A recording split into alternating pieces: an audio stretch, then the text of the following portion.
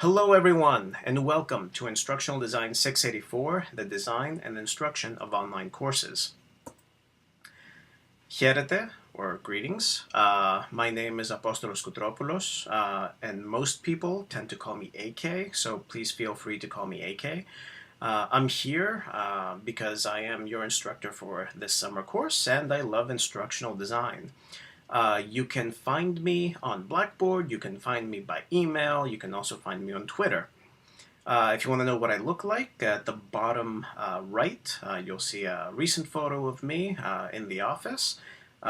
First day, actually, that it was a sunny day and I could wear a t-shirt. And up top, you'll see a photo of my avatar from a game that I play called Star Trek Online. If you see my social media, mostly you will see some avatar of mine, not really my actual face. I wanted to share with you a little bit of my educational journey just to sort of understand how I got from, high school to here.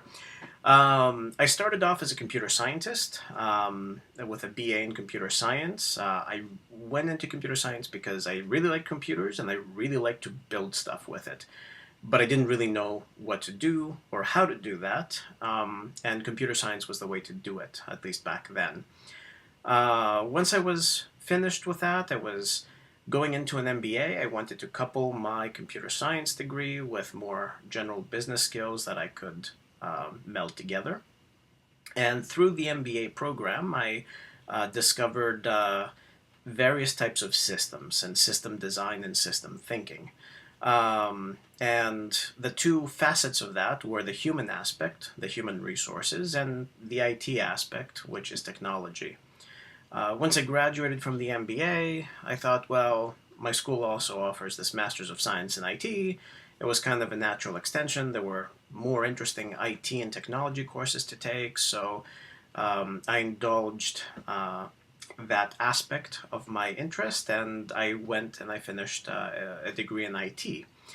After that, I was looking around at what I like to do and what I had been doing at work, which increasingly involved things like instructional design and e-learning.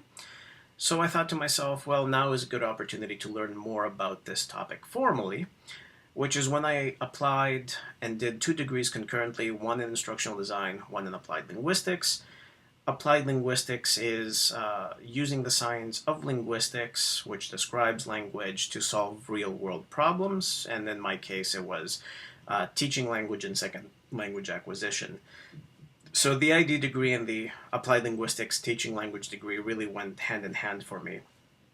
When I graduated in 2010, I spent a lot of time doing MOOCs. They were new back then, mostly of the CMOOC variety, and then I spent time in XMOOCs. After a few years of MOOCing about, I thought, well, I really want to earn a doctorate, and I think I've figured out what I want to do.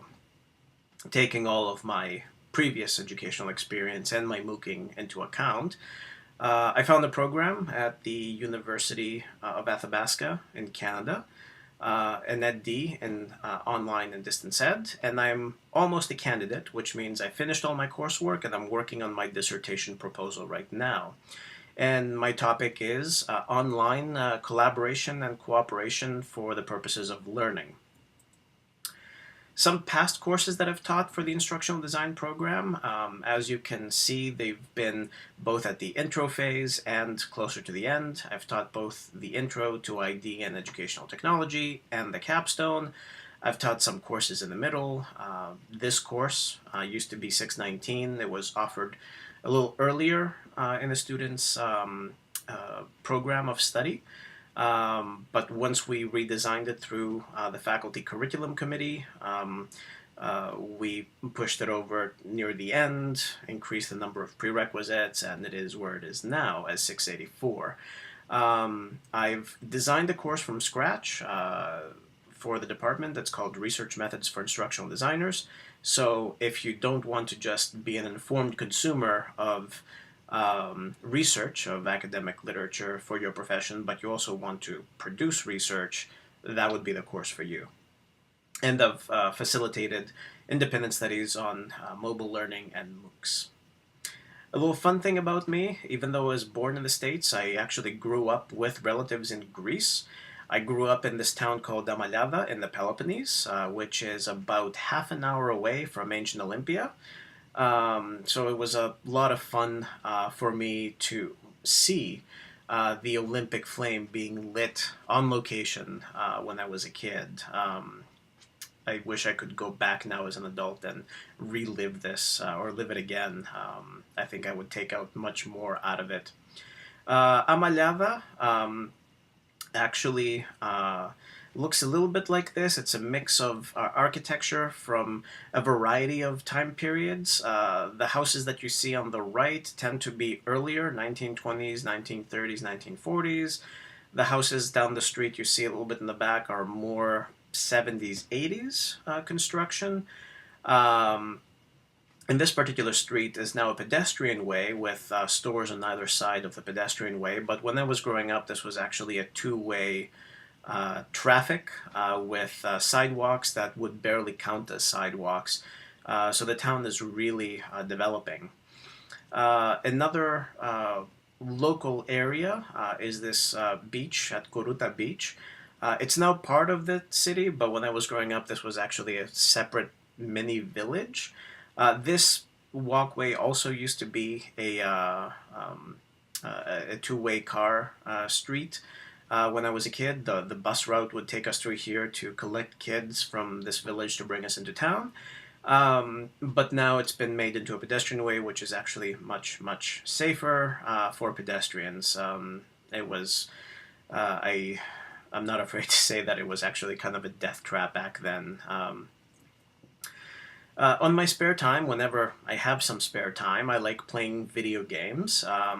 Mostly I like playing alone. I don't like the types of competitive games that exists on the internet at the moment. If you're a novice player, you really get your rear end handed to you, and that's no fun. So when you play individual games, games are actually grow in difficulty as you progress in the game, which makes it actually both an analog to learning, progressive learning, progressive difficulty, but also makes it much more enjoyable. This particular game is from a series called Assassin's Creed. It's a historical fiction game, and this particular version takes place in Victorian England.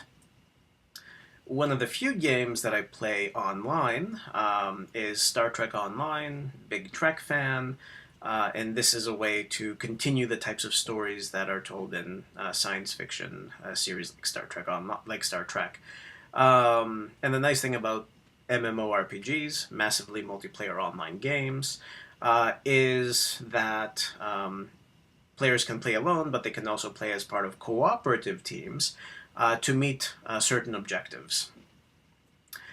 So, in a nutshell, that's kind of me. I know it's kind of hard to get a sense in, a 5-minute video, but we'll get to know much more of each other throughout the summer.